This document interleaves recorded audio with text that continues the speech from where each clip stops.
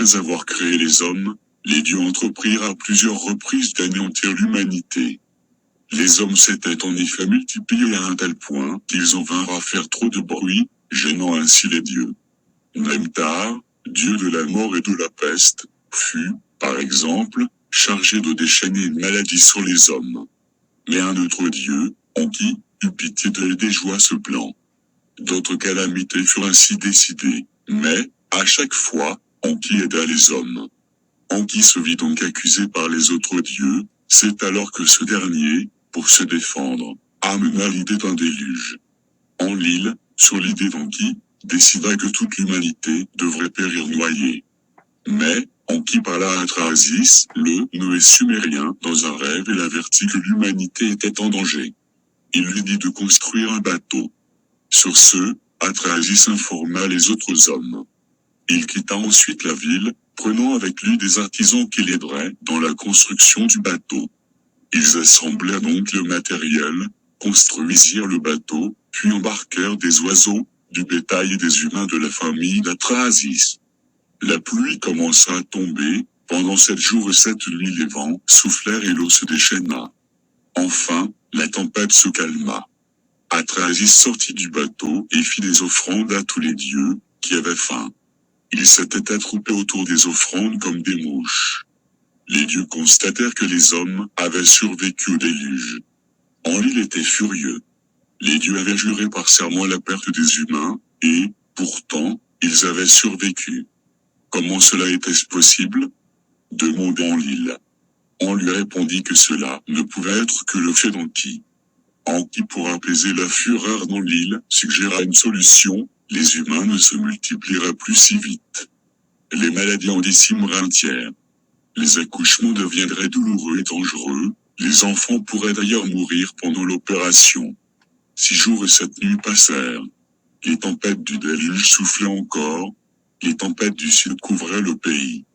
Le 7e jour, les tempêtes du déluge, qui valent une armée, avaient tout massacré sur leur passage, diminuèrent d'intensité, la mer se calma, le vent s'apaisa, la clameur du déluge se tut. L'épopée de Gilgamès, traduction d'Azrier. Les mythes du déluge sont-ils la mémoire d'un événement réel? Différents chercheurs ont essayé d'apporter la preuve géologique ou archéologique de l'existence du déluge. D'autres avancent que les événements considérés ne peuvent avoir marqué les différentes civilisations, ils seraient trop anciens, trop longs ou trop lointains, et que ce mythe serait donc une pure invention, ou l'exagération d'un événement local.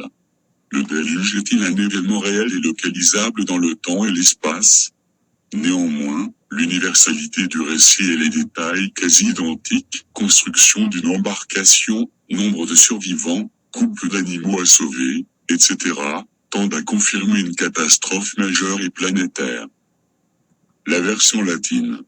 D'après le poète latin Ovide, le déluge pour cause le fait que les hommes oubliaient de sacrifier aux dieux. Leurs uniques pensées étaient pour l'argent et le plaisir. Pour les punir, Zeus décida donc de les anéantir. Le déluge détruisit alors tous ceux qui se trouvaient sur la terre, noyant les hommes, les villes et les forêts. Tous les hommes moururent, hormis un couple qui avait construit une barque. C'était Deucalion et sa femme Pyrrha. Au bout de plusieurs jours, la pluie cessa et la barque s'arrêta au sommet de Parnasse. Lorsque Zeus aperçut les 2 survivants, il décida de leur laisser la vie, sauf pour qu'ils puissent régénérer le genre humain. Il devrait jeter des pierres derrière eux, qui aboutiraient à des hommes et à des femmes. La version biblique. D'après la Bible, le déluge fut l'inondation universelle, dont les seuls survivants furent Noé et sa famille. Dieu avait ordonné à celui-ci de construire une arche, du latin arca, boîte, pour qu'il sauve sa famille et des couples de tous les animaux en les gardant avec lui à l'abri à bord de l'arche jusqu'à ce que les eaux retrouvent leur niveau normal. Au Moyen-Âge, la nef des églises a souvent été comparée à l'arche de Noé, parce que c'était là que les hommes marqués par le péché étaient préservés de la ruine. La version indienne. Les versions indiennes du déluge sont nombreuses. Celle du Katapata Brahmana narque que le Noé indien se nomme Manu, et qu'il est lui aussi prévenu du déluge, mais par un poisson providentiel, Un matin, on apporta à Manoux de l'eau pour se laver, comme à présent on en apporte pour se laver les mains. Tandis qu'il se lavait ainsi, un poisson lui va dans les mains. Le poisson lui adressa la parole, « Garde-moi, je te sauverai. » De quoi me sauveras-tu? Un déluge va emporter toutes les créatures. C'est de cela que je te sauverai. Anthologie sanscrite, traduction de L. Renou. La version coranique. Le Coran parle du déluge et de Noé en ces termes, et il fut révélé à Noé, de ton peuple, il n'y aura plus de croyants que ceux qui ont déjà cru. Ne t'afflige pas de ce qu'ils faisaient. Et construis l'arche sous nos yeux et d'après notre révélation. Et ne m'interpelle plus au sujet des injustes, car ils vont être noyés.